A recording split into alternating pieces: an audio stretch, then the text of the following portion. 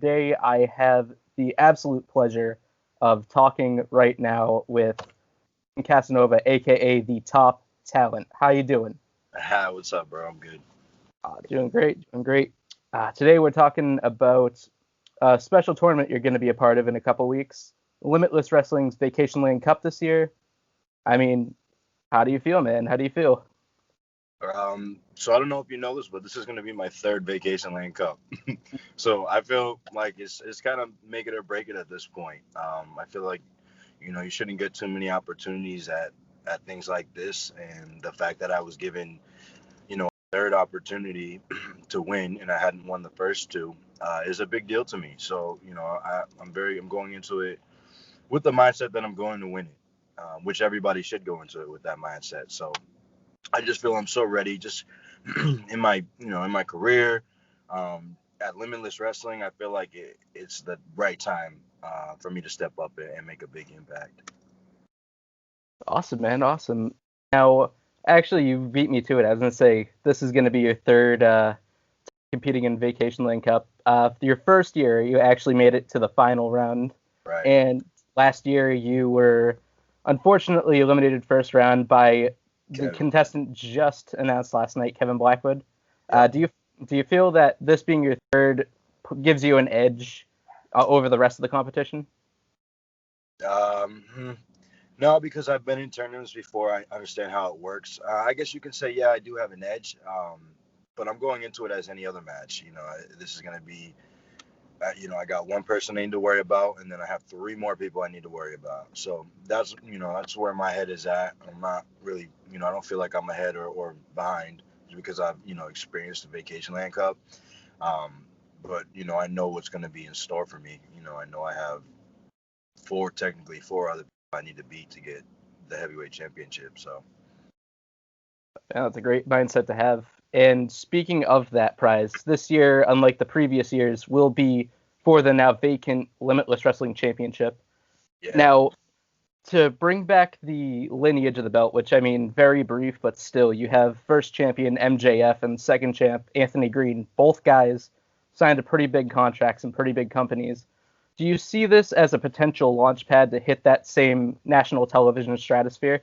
yeah, no, absolutely. I mean, it's a world championship, which I think is the big thing that people, aren't taking into consideration is that, and like you said, bro, if you look at the last two guys, you got MJF and you got Anthony Green, and they're in two of the biggest wrestling companies in the world right now, minus like a New Japan. But yeah, no, I do look at it as like a launching pad, but I mean, I feel like I'm already on my launching pad, and I feel like with that winning that championship is really only going to just elevate me even further. And that again, a good mindset to have going into this, considering, Yeah, the field so far. We have Lee Moriarty, Myron Reed, Ace Romero, Daniel Garcia, JD Drake, and again, the aforementioned Kevin Blackwood, who just announced yeah, last night. yep. I think what is there two more? There's two Uh, more, right? just one more.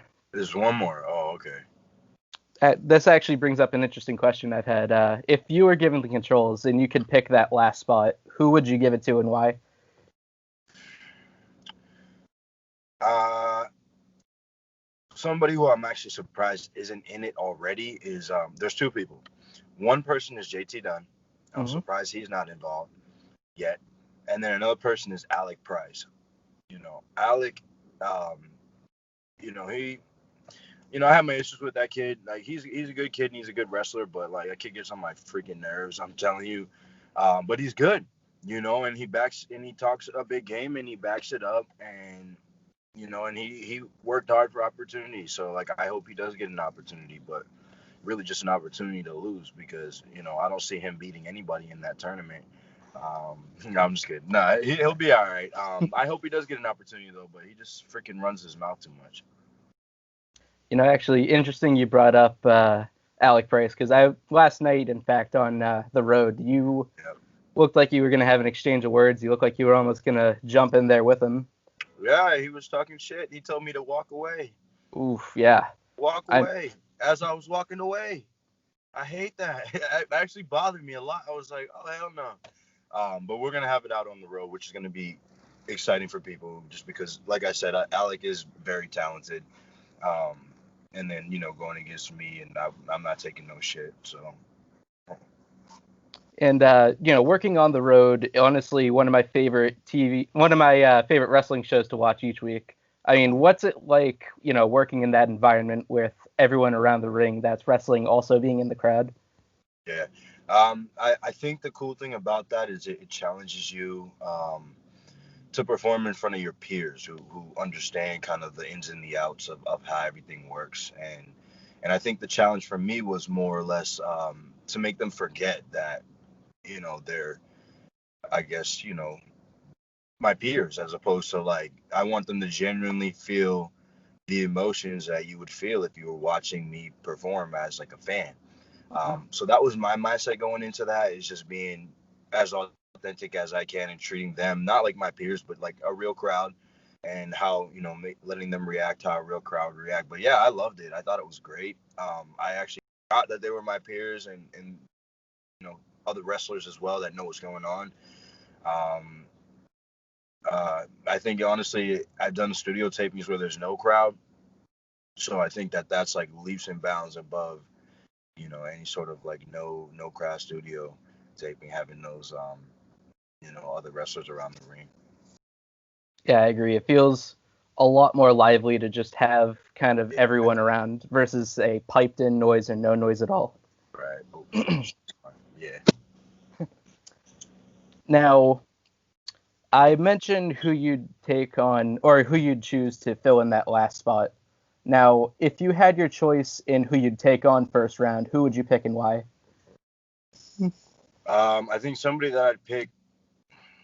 There's a couple people. There's a couple of reasons why. Somebody that I'd pick would be Lee Moriarty, because we've never wrestled at all. He's probably the only person that's announced right now that I've never even been in the ring with. And I do think that him and I would have a great match. I've said that on a couple of different platforms. But then there's another guy who I think would be a good challenge for me, and that's JD Drake. I wrestled him in a tag match, and him and I was a lot younger and a lot smaller, but I feel like now I could really bring it to him. And he's a great talent. So, he's somebody that I'd love to get in the ring with in any aspect. But yeah, so it had to be between JD Drake and Lee Moriarty. Oh, interesting choices, certainly. Yeah. I'd say personally, I'd love to see you get a little payback on Daniel Garcia for kicking you out of Discovery Gauntlet.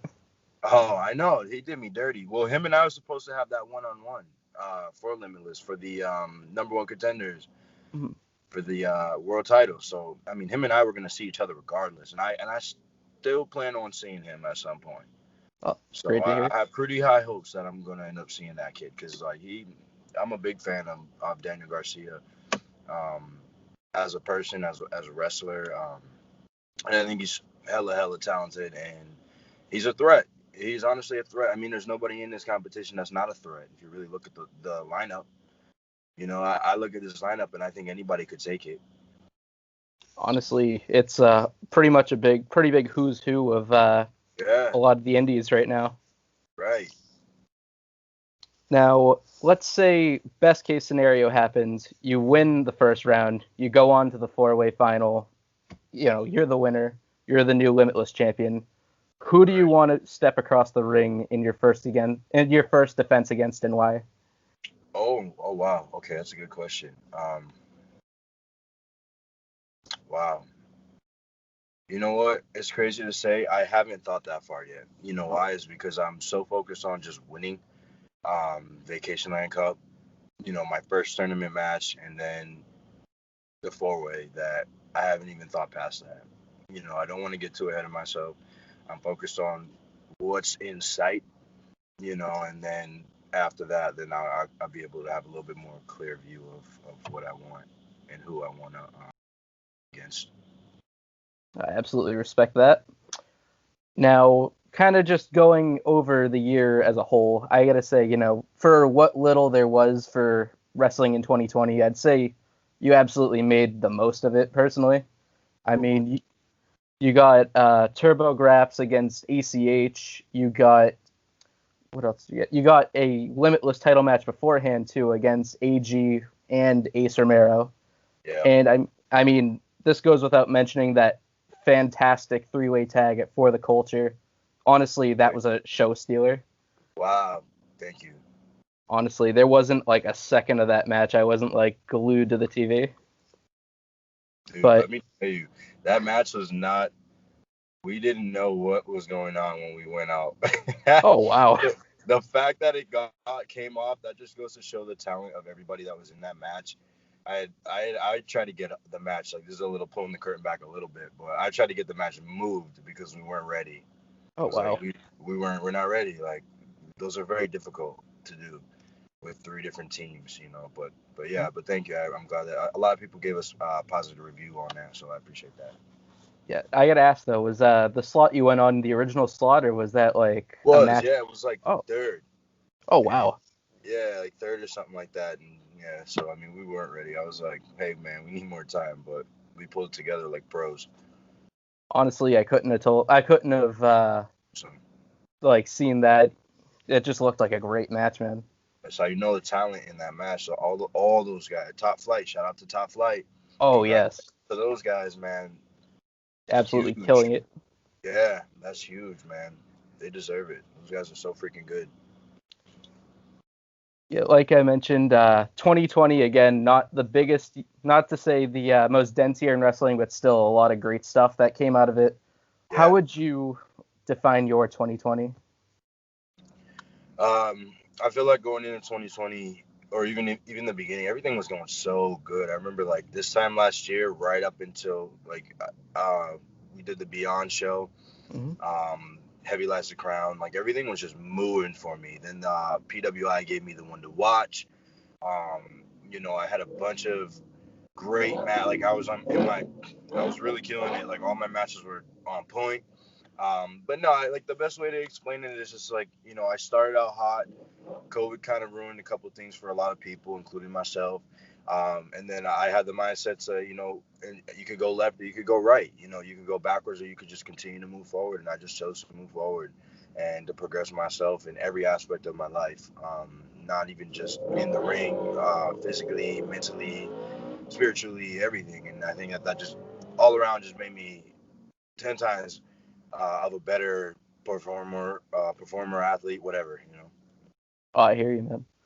Now, with that sort of absence of wrestling where things early on were pretty buttoned down and we're kind of getting back to it where we're seeing a lot more limits on gatherings, did your mindset on wrestling change at all in that absence? With fans not being there? Or with fans not being there, with like your path you've been going down with your career, did anything in that mindset change? Yeah, I did get a little discouraged because I did have a lot of opportunities coming up. A lot of opportunities like financially. Like, a lot of guys lost out on a lot of money, and I was really banking on hoping that, I was going to be signed. Like I had offers on the table. I was planning on, everything was going to change for me in a positive direction. And then like everything that happened with COVID kind of slowed everything down and put it on pause. And that, like I said, going back to like choosing to go left or to go right, and I chose to go right, thankfully. But yeah, no, I didn't change my perspective on wrestling, but like, yeah, I definitely got myself a little discouraged. Probably a lot of people did, because when you're on such a, when you're moving, and then it just plateaus, that's probably the worst feeling. But we're moving, man. We're moving up now, so I can't complain about a damn thing. Awesome, man. Awesome. And sort of to wrap up, I gotta ask, with 2020, you've done some great things. What are your goals in 2021, whether it be a company you want to work for or an opponent you want to have? What do you want to accomplish this time next year? Yeah, no, this time next year I'll be on TV. Honestly, I bank on that too, man. That's it. That's all. That's all she wrote. No, but for real, like, yeah, no, I have a bunch of goals. Like, I have a bunch of short-term goals. I had talked to somebody else, and I had said that my long-term goals are becoming my short-term goals. Like, I'm that close to those goals. So I have to create new goals at this point. You know what I mean? Like, I've been so focused on just getting that one goal, like, of just signing a contract somewhere, and getting on TV. And as soon as I can, attain that goal, then it's like, okay, well, then maybe I'll start setting some more goals. I have small goals, we all do. But, that's my that's the goal that is keeping me motivated and really focused on achieving. And I can't wait to see it. And honestly, thank you so much for Yeah, no joining me problem. today for Thank you, this. bro. I mean, please, by all means, plug everything you got. Like, where can we Yeah, find you? Where can we buy a shirt? Please, just tell yeah. the people. Sure, yeah. So you can find me on Twitter and Instagram. Twitter is kill4nova, so the number 4 Nova, and then my Instagram is real top talent. And then I also have my own merchandise website. It's www.toptalentbrand.com. So I have t-shirts, I have hoodies, I have long sleeves, Icon Living, Top Talent Season, quarantine season. Like I have a bunch of stuff on there that's pretty hot. So definitely go check that out. But yeah, that's it, man. That's where you can find me. Awesome. Thank you so much again, Christian. Yeah, no problem, James. Thank you, bro.